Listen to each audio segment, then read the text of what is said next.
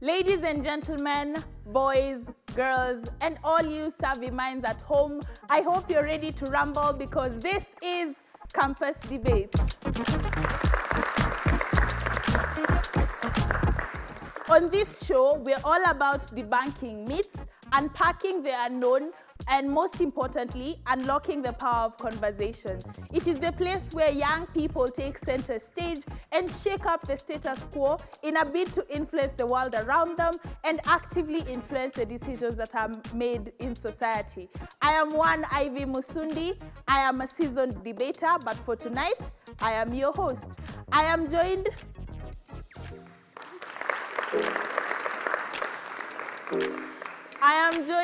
as always, by two very strong teams from two institutions that I both respect and admire. On side proposition, we have the team of Abigail Wairimu and Gina Annabella from Strathmore University.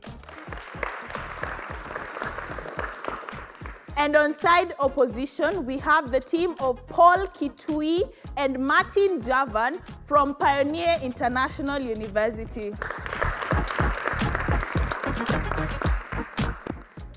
Now, as you know the drill. As always, we're going to be engaging with our debaters. I'm going to ask them an interesting question, just so that we're able to get to know them a little bit more and so that we're able to, interact with them. So, the pretty ladies on side proposition, I'll ask you, we're going to play a game. It's called Would You Rather, right? And then you at home are going to determine which, from the why they give you, which decision you think is better, whether they are wise or they are not. So, would you rather travel to the past to meet your ancestors or travel to the future to meet your descendants? Descendants. You'd rather meet your descendants? Yeah. Why? I mean, because my ancestors already made the choices that they made, and there's this rule in time traveling that if you change anything, you change future events and everything. So I can't really do anything about my ancestors, but I can definitely advise my descendants on the do's and don'ts of life.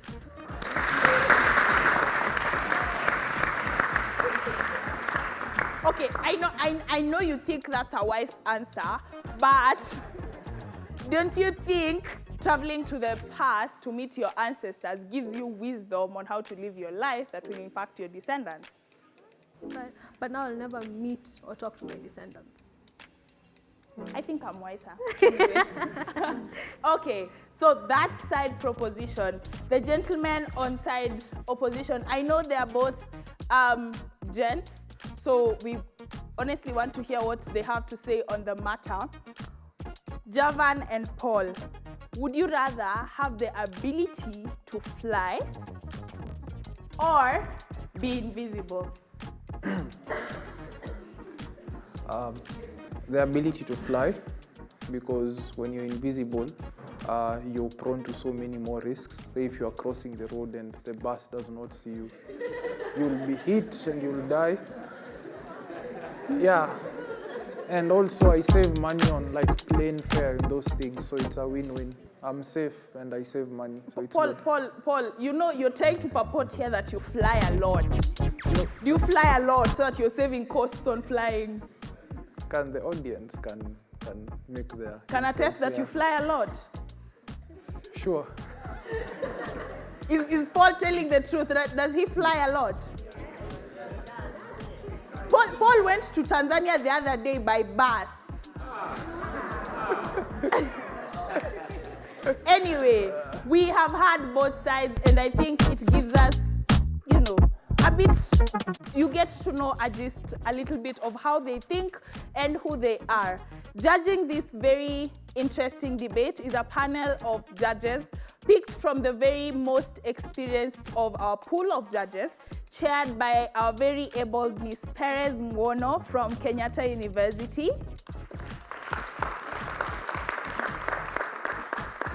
She is joined by Miss Becky Alec from Strathmore University. And our very gentleman on the panel, he told me that people in Tanzania call him Generali. So let's give a round of applause for General Hilary Matano. Becky rolled her eyes. I saw it from up here. She rolled her eyes when I said General Matano. Becky, do you have an issue with Mr. Matano? No. I have very small eyes, so for you to have seen me roll my eyes, you have to be having spot on with, and I can't attest for that. And no, I have no issues with Hillary. So you think he's a general? I mean, if he thinks he is, that's fine. What I think is irrelevant on that matter. If he wants to be addressed as general, that is fine. Sir, that is a kind way of saying she does not think you're a general. You want to rip? Sure. See, it's interesting that when that introduction was done, it was said people in Tanzania. So, if you are not from Tanzania,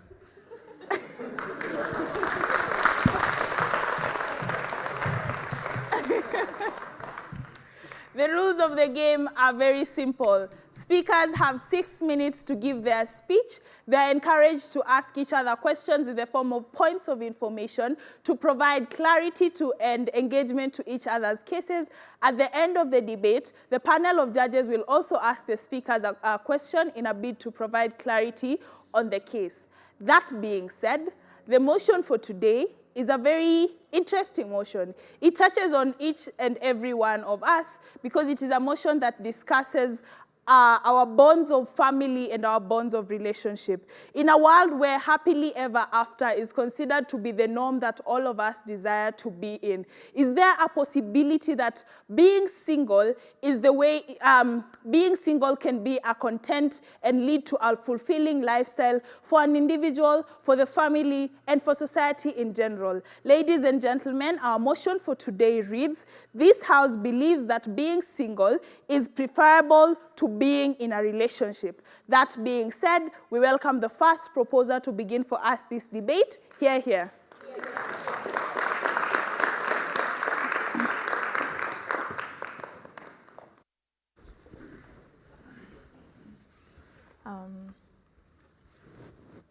Okay, can I be heard?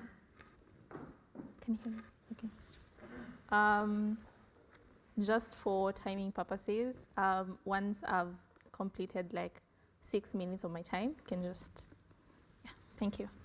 Okay, so I'll begin my speech in 3, 2, 1. Now, before I move on to contextualization, mechanization, and framing of this particular motion, I'd like to first of all start with just some form of story of whatever is happening within the status quo. Now, this is a human being. This is a girl, a boy who has just finished high school, probably in their 18 years of development, and basically they know that now I'm going to university, I get to have freedom of choice, I get to choose what I want and what I do not want within the society, I get to have consequences to the actions that I commit, and I get to make mistakes in as much as I can, so that once I get to my better years of like 40 and 60s, I can know where exactly I went wrong and get to understand the consequences of my actions. Now, moving on to mechanization of this debate. First of all, when we're talking about singlehood, we're talking about you do not have any prospect partner, or you're not in any form of romantic relationship. We're not against social relationships, and we find that that will be particularly important when you're trying to debate this debate, and therefore we talk about romantic relationship in this sense. You can have platonic relationships with your friends, you can have business relationship with other people, and that we find particularly helpful within this society, considering we are human beings and we are social in nature. Now, moving on to the burden of OP. We feel like OP has to has to give some sense of maximum happiness, maximum utility, and some form of self-actualization which is higher on the our side, and weighing up the harms and the benefits of this particular debate. Considering this is a beliefs motion, we feel like that is particularly important. Now, for contextualization. For context, we are focusing on the age of 20 to 30, considering we are seeing that as the formative age of people basically entering into relationship and breaking up with each other or things like that, yeah? These are well-known formative years where you get to decide, you get to have an array of choices to choose from, and you get to make certain decisions within your life. Considering this is a year where you get freedom away from your parents, away from people who necessarily influence your decisions when you are still young or when you are under 18. You get to learn who you are, what you like, and what you necessarily do not like within this world, and therefore we find that particularly important to understand before we move on. Relationships in and of itself require hard work, as you've all known, right? You need to basically please the partner that you have. You basically, their happiness, their positive and negative emotions basically are things that you care about. You care about whether they are happy that you did this action.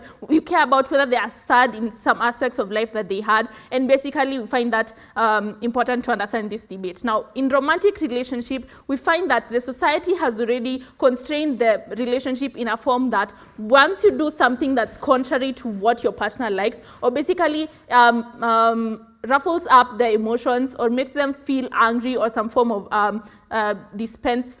feeling some form of negative emotions, you are not the best partner for that person. And basically that relationship leads to some situation of incompatibility. You get to have many arguments and you're seen as a bad person. We live in a world where relationships are made to look like a bed of roses, and therefore once you're not able to stay in a relationship, you're seen as a bad person and you can't stay with people, you're unsocial, and basically you're deemed as a bad person and a perpetrator of harm to people. Now, once you're 20 to 30 years old, you barely know yourself. You barely know what makes you happy. You barely know what makes you feel sad. You barely know yourself in and of itself. So what basically makes you think that in some certain way, you'll know how exactly you should be handled in a relationship, and how exactly should this partner handle you in that same instance. Now, we're going to look at short-term and long-term harms in this particular instance. I'm going to take you later. Now, first of all, in the short-term harm, there is the issue of lack of development within this relationship.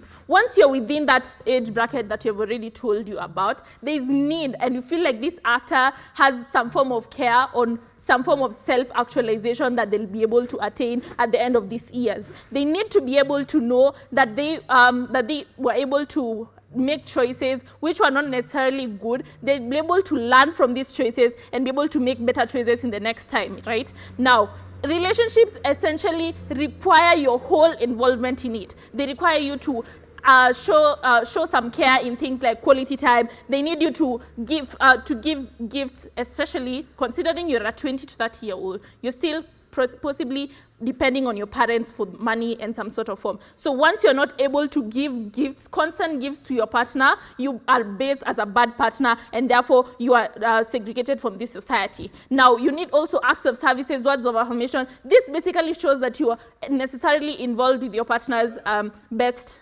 interests. You barely have time for yourself, and therefore you're not able to even self-actualize. In maximum utility, we find that our side, in terms of singlehood, once you're able to talk to your friends, once you're able to talk to other people, you'll necessarily be able to know what best choices and what best actions work for you. You get to know your desires, you get to know your ill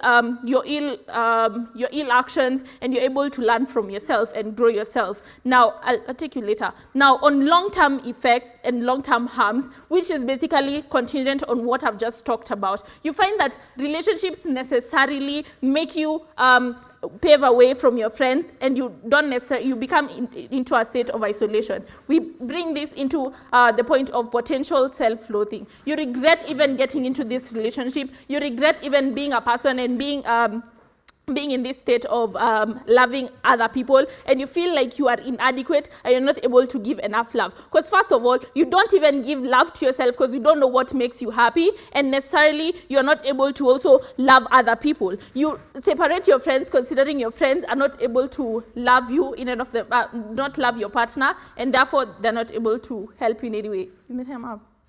Oh, okay. And with that, I would like to rest my case, and yeah.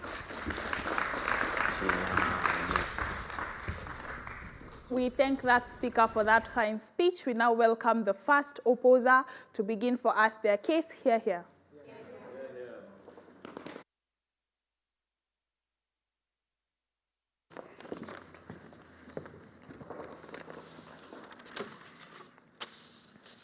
Okay, so starting my speech in 3, 2, 1.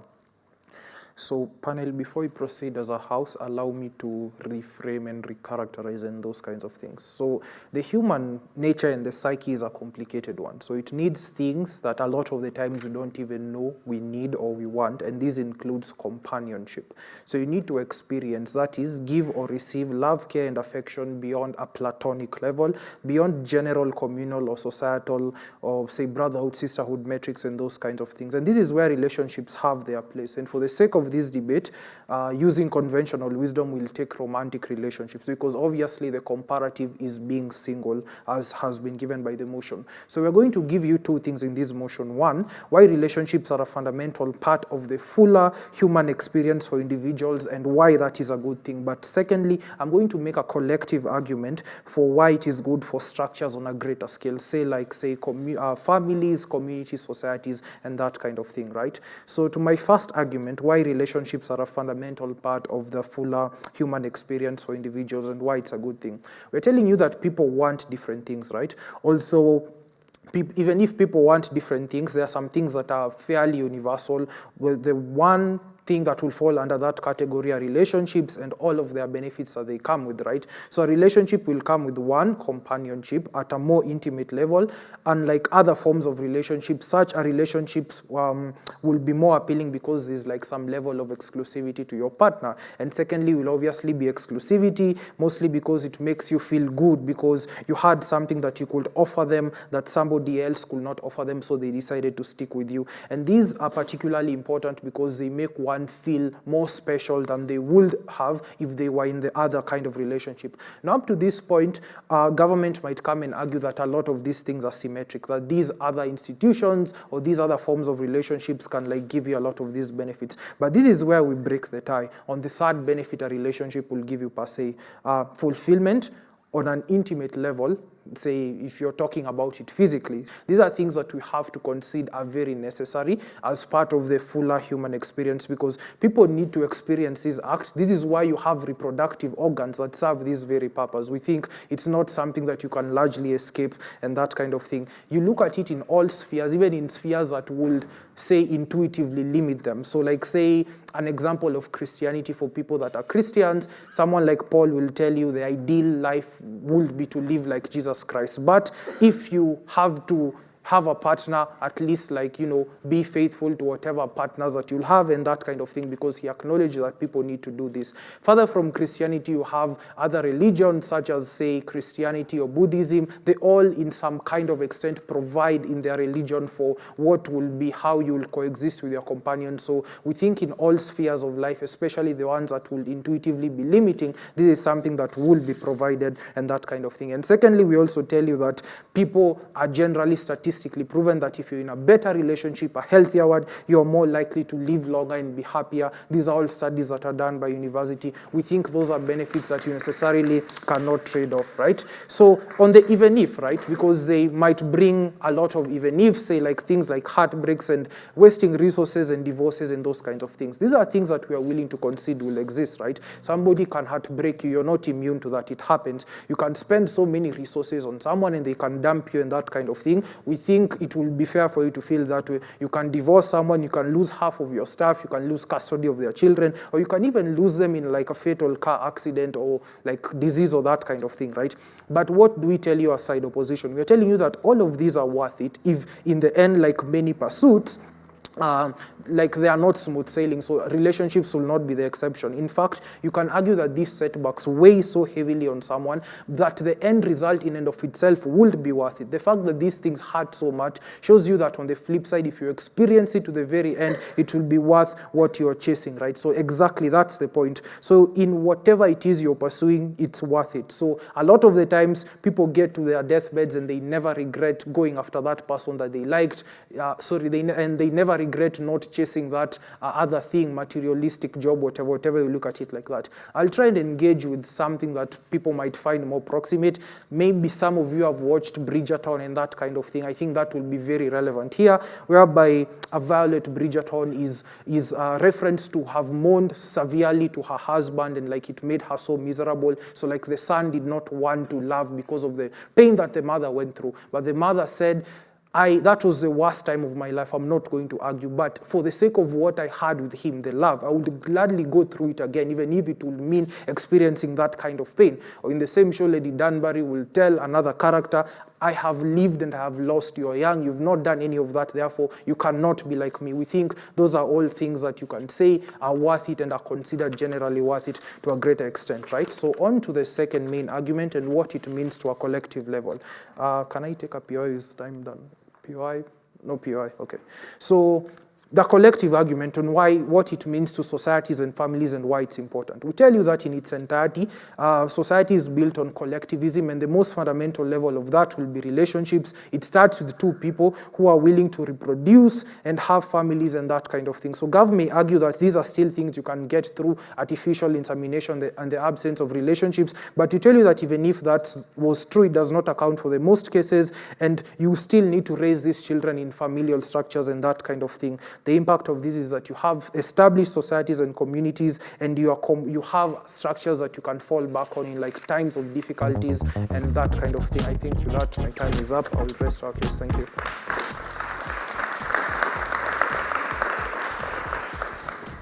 We thank that speaker for that fine speech. That brings us to the close of the first half of the debate. A few questions arise, as always.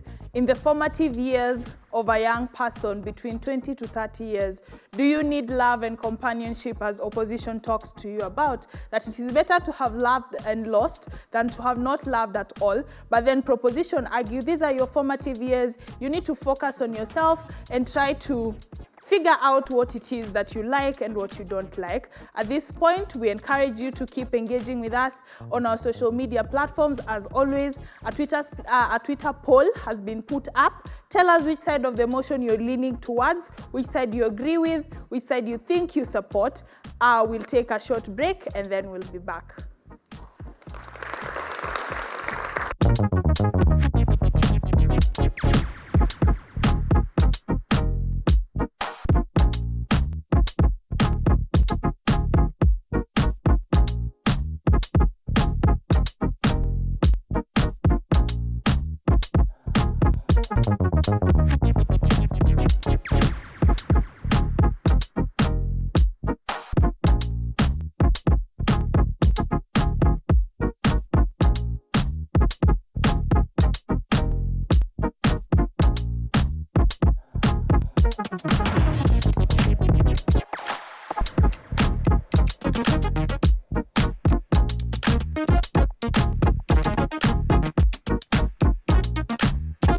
Welcome back, ladies and gentlemen. This is Campus Debates with me, Ivy Musundi. We're entering the second half of the debate, where today we're discussing this house believes that it is better to live a single life than to be in a relationship. It is important for me to point out that when we talk about this house believes that motion, we call this a value-based motion, whereby we are analyzing the value of both sides. So in this case, we are analyzing the value of living a single life and the value of being a relationship, especially as has been contextualized by side proposition in the formative years of a young person between 20 to 30. At this point, we welcome the second proposer to continue for us this debate. Here.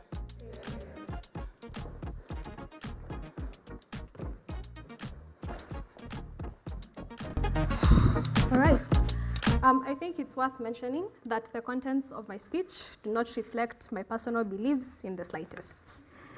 Starting in 3, 2, 1. All right, panel. In order to further contextualize this motion and to clean up the mess that the first speaker from the opposition side has made, allow me to give a 3-part speech. First of all, I will give a further contextualization of what it actually means to be a human being in a social aspect, because that is something that was entirely lacking from their speech. Secondly, I will give you what the social role of a society is in as far as promoting the self-actualization of an individual. And I shall end lastly with the emotional evaluation of what a relationship looks like. First and foremost, we do concede to the fact that human beings are social beings, and by that nature, they need companionship all throughout their lives. However, it is important to notice that society is made up of individuals, meaning for an optimum society, you need optimum individuals. Individuals need to be operating at their best in order for the society in totality to equally operate at its best. This is what you are getting from the proposition side. We are telling you, notice also, as the contextualization has been given, on top of this being a value-based motion, there is also the word prefer. As the proposition side, we are not telling you that being single is a bad thing. What we are telling you is during your formative years, between ages 20 and 30, it is in your best interest for you to be single in order for you to achieve maximum self-actualization, in order to achieve maximum societal benefits. That's what the full contextualization looks like from our side. Now, let's look at the societal roles and how they play into self-actualization. When you were born as a child, you did not have any opt-out. You were born into a religion, you were born into a culture, you were born into a nation. As you were growing up, you were fixed into existing societal roles. Let me focus on one thing in particular. Look at school. For a good 16 years of your life, people told you what time to wake up. People told you what time to go to bed. People told you that hard work is the only way to go forward. To some extent, if you were in boarding school, people even told you what to eat, and you had no say whatsoever on that matter. That is because society chose to focus on intellectual actualization, even if it was at the expense of social actualization. Now, you've exited the structured society. You've entered into, let's say, a more free or a more relaxed societal environment. You are 20 years old. You are a young adult. The rules have dropped. The reins have been relaxed. Our question is, why would you then opt to put yourself into another confinement in the form of a relationship? Because whether you want to admit it or not, relationships do come with rules. Relationships do come with expectations, and that is not something that can be denied before this house. Therefore, why would you, as a young adult who has never been given the chance to express themselves, to find themselves on a social capacity, willingly put yourself in that shoes? Remember, we are only telling you 20 to 30 years, the formative years in which it is best for you to find out, what do I look like as an individual? What do I look like away from societal rules? What are my goals? What are my aspirations? In that way, it will also be easier for you to calibrate a partner who matches you on the level of self-actualization that you have met. Now, looking at some of the things that have been pointed out by the first speaker of the opposition, he has come here and argued for the form of physical intimacy. We do agree, and this cannot be denied. As human beings, being companion-seeking beings, physical intimacy is a requirement. However, when you're between 20 and 30, how high is it actually on the list of priorities that you need for you to be the best version of you? Remember, for 16 years, society told you, prioritize your intellectual actualization at the expense of your societal actualization. Now we are telling you, at this point, 20 to 30 years, it is not as imagined. We would prefer, as the proposition side, for you to focus on your goals, for you to focus on your aspirations. He has also told you that it is better to have loved and lost and never to have loved at all. A beautiful sentiment. But we come in and we tell you, if you really want to be in a healthy relationship, you first and foremost have to be healthy. We believe that that is a very, let me call it Gen Z type of thinking. The over-romanticization of relationships in our generation is what puts pressure on us as youth to think I have to be in a relationship in order for me to count as a functioning member of society. But the reality of the matter is that's why people are getting divorced after 2 years. That's why people are breaking up before their 1-year anniversary, because you jumped into a relationship before you had time to realize you as an individual, me as Abigail, what am I seeking out in life actually? POI. So do you agree that everyone perfectly falls into these boxes that you have talked about? No, that is not what we are saying at all, and don't fall into that trap. The argument and the point of the debate is to give the most optimum outcome. Panel, notice, we are looking for maximum benefit, maximum utility for the largest amount of people in society. And as he began by telling you, optimum individuals means optimum society. And as I said, if you decide you're the kind of person after 10 to 20 years that doesn't need to be in a relationship, then you wouldn't have wasted any time getting your heart broken. It's that simple. And with that, panel, I rest.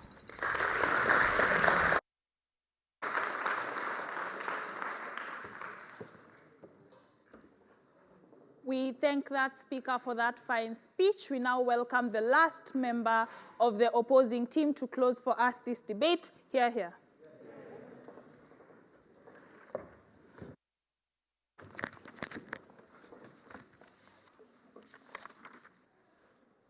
Just in case Andrew Kibe gets to see this, I'm sorry.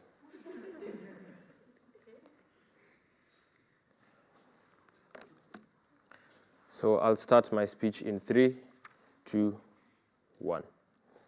I think I largely buy into what proposition says up until a point.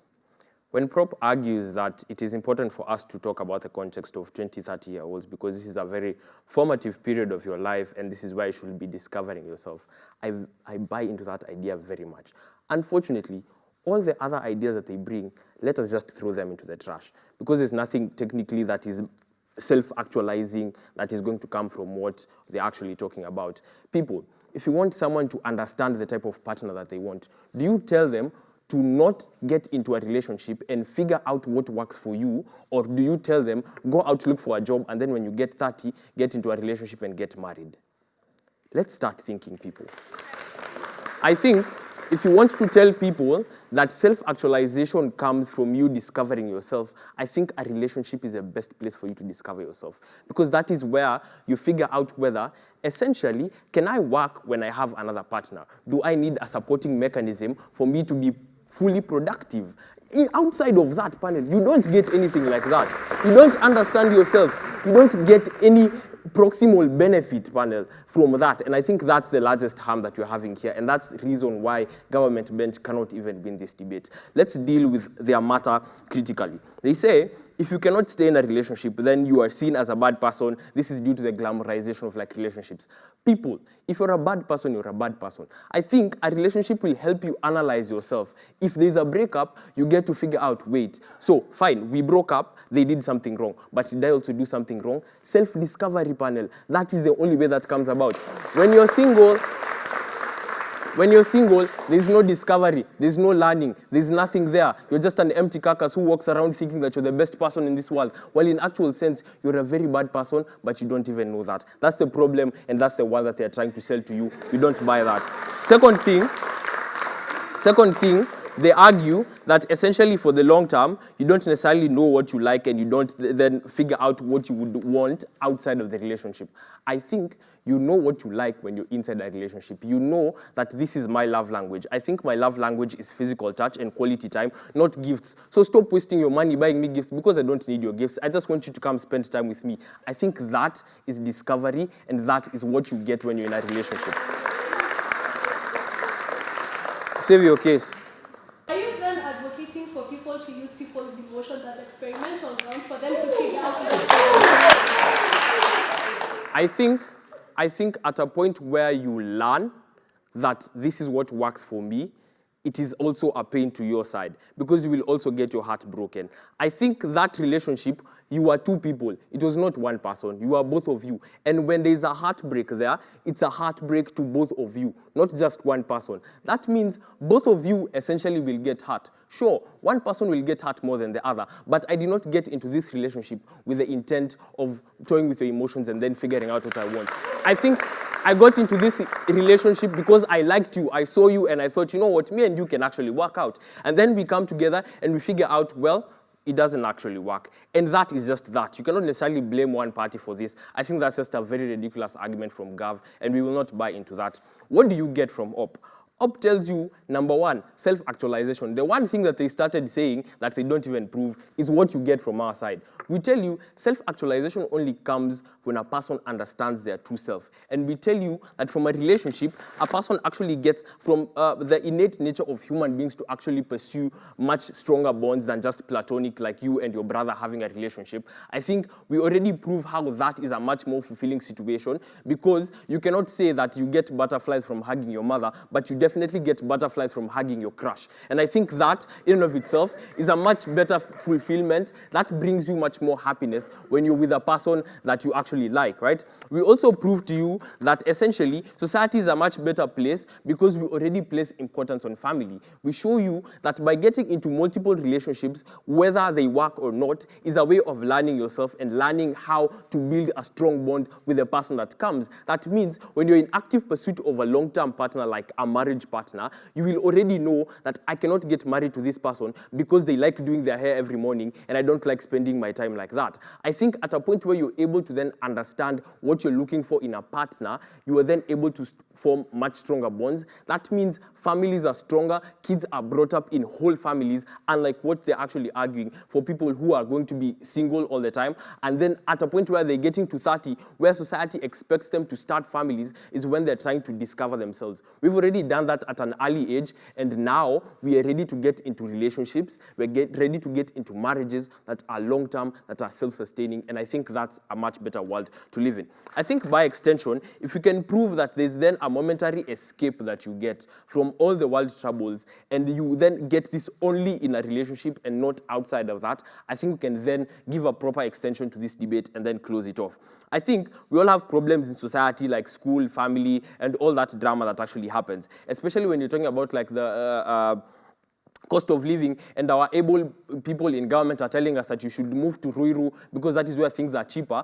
I think then we need a sort of escape from all these troubles, and that escape comes from cuddling with my partner. They can argue that you can get this emotional fulfillment from like friends and other relationships that are platonic, but I think I would rather cuddle with my partner in bed than sleep it off alone. I think that just makes sense in that regard. Now, when they argue for things like pain and heartbreak and financial burden, while we agree that all these things are bad, I think we already prove why we are willing to forego these things. We still value the happy moments. We agree that there are bad moments in a relationship and you will not be happy all the time. But we largely value the good times because those are the things that bring us fulfillment, those are the things we learn from, and those are the things we largely appreciate even with all the bad. Thank you.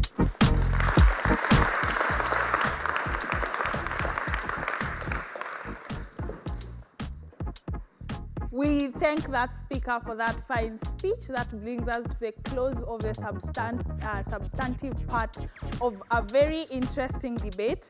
We are going for a short break. Remember to interact with us on our social media platforms.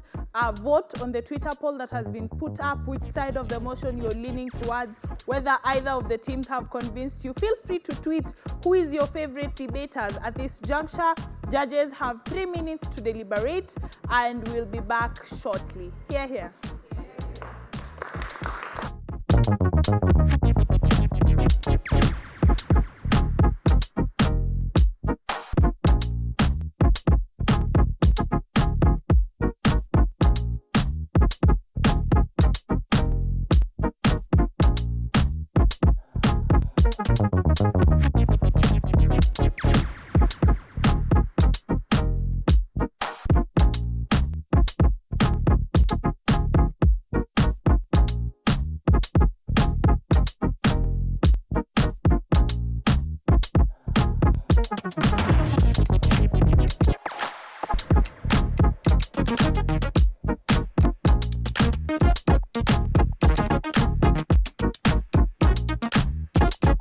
Welcome back, folks. This is Campus Debates. Tonight, we're discussing the motion. This House believes that it is preferable to be single than to be in a relationship. We have just ended the substantive part of the debate. Now, the judges are ready to ask the debaters questions. Note, these are questions that may or may not sway the judges, so debaters, be very careful how you answer the question. Remember to keep engaging with us. At this point, I will hand it over to Madam Chair to ask the questions. Here.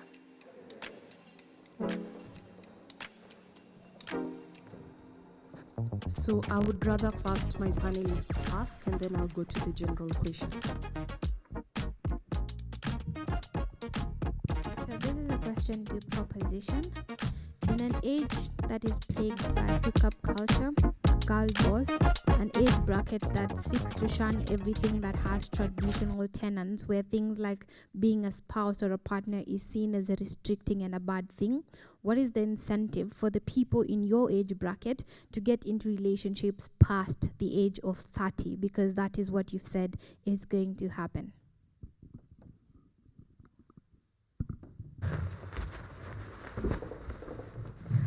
All right. So we think that the incentive for this specific age gap is self-actualization itself.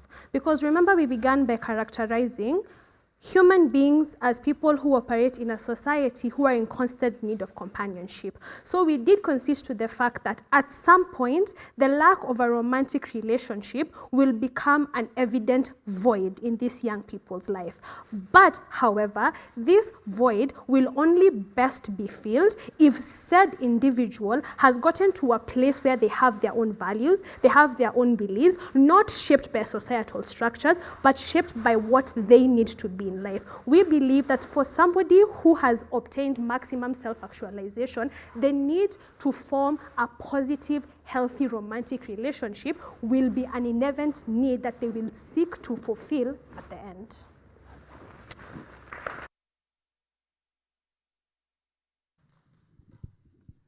The question for the team opposition is this. Based on the submissions that you've made, to what extent do boundaries define relationships? To what extent do boundaries define relationships?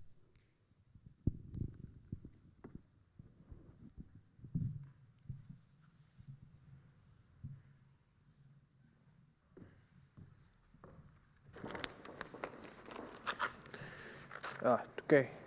So answering that, to what extent do boundaries define relationships? We think they are largely subjective, contrary or like in reference to who the people are, but a general filter or premise of knowing what one wants and communicating will be very important. And also, like in reference to a response that has already been given, like the need for you to self-actualize does not begin at 30. It begins when, you know, you come to and realize that, say, a relationship or like a partner in a romantic way will be something you would want to experience. Yeah, thank you.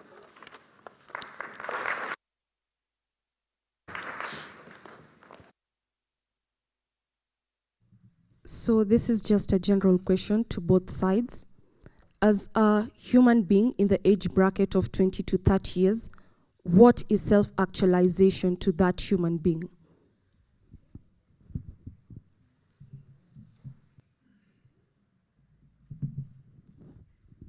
So, Javan, I can see you're ready. Probably you can go first, sure.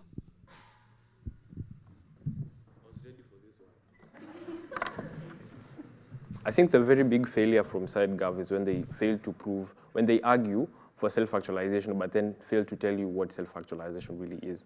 I think we do that very well on our side by telling you we want a person to be happy, because happiness means this person can be more productive. More productive, you can then achieve all the things that they want. You can have a good career, you can have a good family relationship, you can have good friends, you have energy to go out there and conquer the world. I think that only comes from when you have that innate happiness, that only comes from having a partner who loves you, a partner who speaks your love language. I think that in and of itself is self-actualization at 20 to 30. Because at that point, you can't argue self-actualization as being rich. you don't necessarily have the capacity to be rich at that time. But you can argue self-actualization as happiness, because that is the one thing that nobody can take away from you. That is the only one thing that you are in control of, your own happiness. And you only get that from our side. On their side, you're lonely, you're sad, that's it.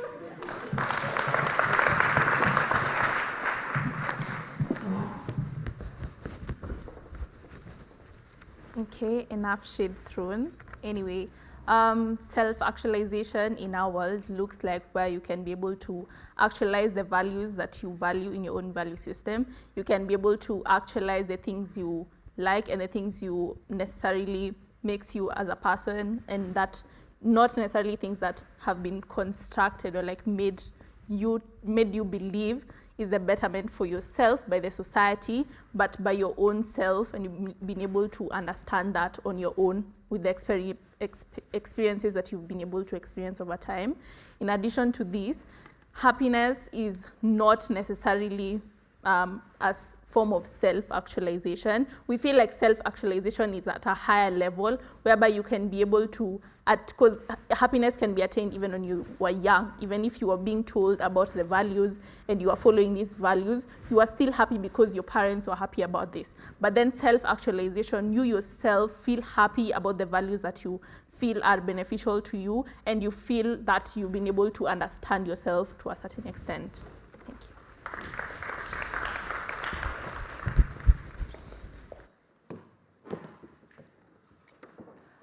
Okay, I think that is very interesting, especially because everyone usually seems to have an opinion about being single or being in a relationship, or what being in a relationship looks like. At the end of the day, you just choose what you want to be, who you want to be with, and what you want to do with your life. I think we're ready to hear the verdict from the judges. Let's give a drum roll, as is tradition. We can do better.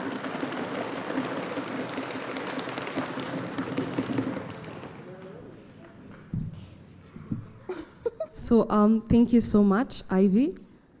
So on a unanimous call, team opposition carried the day.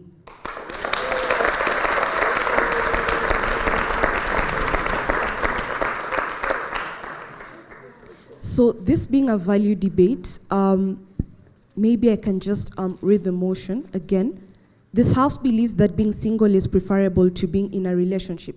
So it's not more about advantages or disadvantages of being single, rather dwelling more into like the value. Give us the value. On the weighing scale, this is where you get self-actualization better. This is where you kind of maximize utility better. Both sides brought out all these particular aspects, but we as a panel felt that we lean more onto the opposition side. This is why.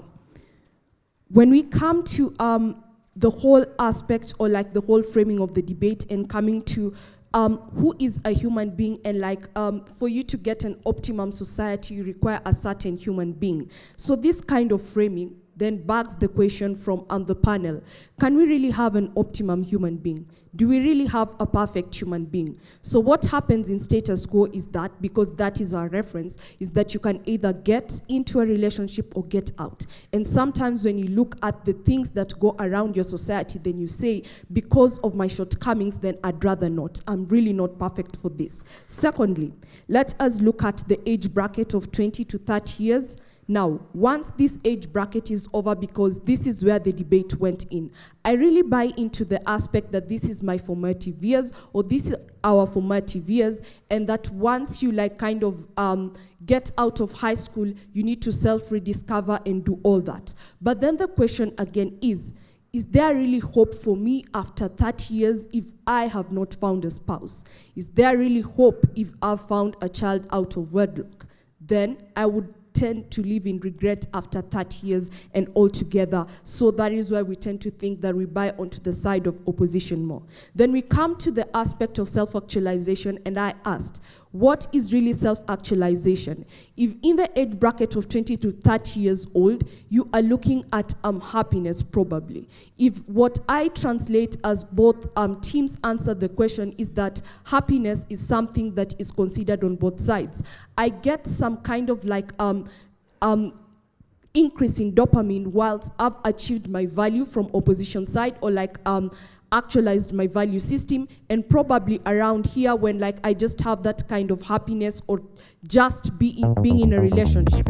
Now that kind of self-actualization in the age of like bracket 20 to 30 years old is much more brought out, or the picture is well painted in opposition side, where I get that the whole process, you see, whether I'm single or whether I'm in a relationship, the whole process, the value comes in the whole process. What I encounter in between this particular bracket is something that makes me have some kind of achievement, something that I can get to be happy inside myself. And so, ladies and gentlemen, that was the call. Let's give a bigger round of applause for Team Opposition.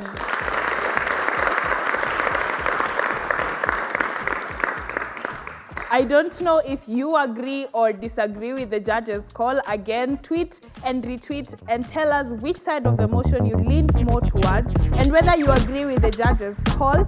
At this juncture, we have come to the end of a very interesting round. Until next time, I have been your host, Ivy Musundi. Bye-bye.